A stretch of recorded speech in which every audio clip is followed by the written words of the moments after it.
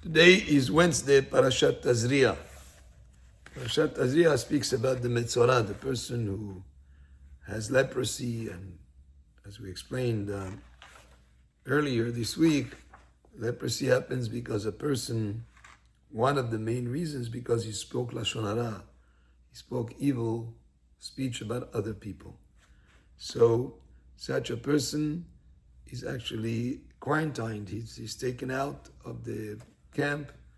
He's left by himself, badad, which is alone, tameh tameh ikra, and he calls out that he's tameh, that he's ritually impure.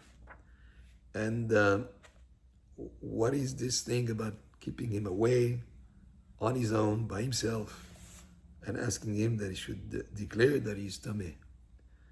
Well, there's a most important aspect, which is called midah keneged midah, measure for measure. The person who's Metzorah, because he said Lashon Hara, through his evil speech, he separated between people. By separating between people, he created conflict between people. You go and speak about a certain person, negative reports, it creates a prejudice in the eyes of whoever you told to that Lashon Hara. And then that person would look at the subject of the Lashon Hara differently than before. It creates sometimes animosity between them. It separates between people rather than bringing them together. So measure for measure, the person is also separated from the community, and he sort of like stays separate until he's healed. So that's one idea. We see this concept of midah keneged midah in many places. We see whether it's for the positive or the negative. When Miriam, Anevia, the sister of Moshe, spoke bad and she had tzara'at, the whole nation waited for her for 7 days because of the few minutes she waited for Moshe to see when he was put in the basket until Paro's daughter picked him up from there. But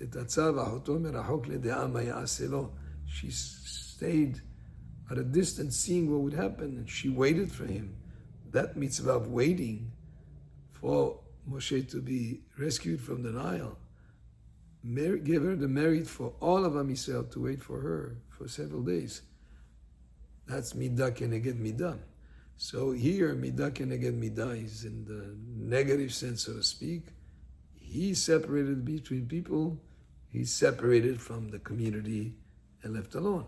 That will give, by the way, also a time to reflect and to realize the damaging consequences of his evil speech.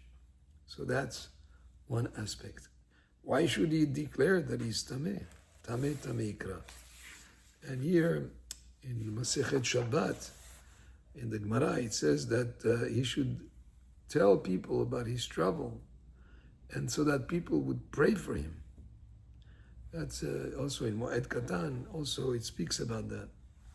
And it speaks also in the Gemara, but if there was a tree that was not healthy, it could maybe mark it with a red line, a red paint, to just mark it in a way so people would see and would pray for that tree that it should be healed. And the idea of telling other people about his trouble, that he's tameh, would cause other people to pray on his behalf. And himself also should pray for his healing, and the prayer is very effective to heal people. So that's another aspect associated with what we do with this Metzorah. He's kept aside, separate, to be atoning for the fact that he's separated between people, to give him time to reflect, and by him telling that he is tameh will bring other people and himself to pray so that he would be healed. Baruch Adonai le'olam, amen ve'amen.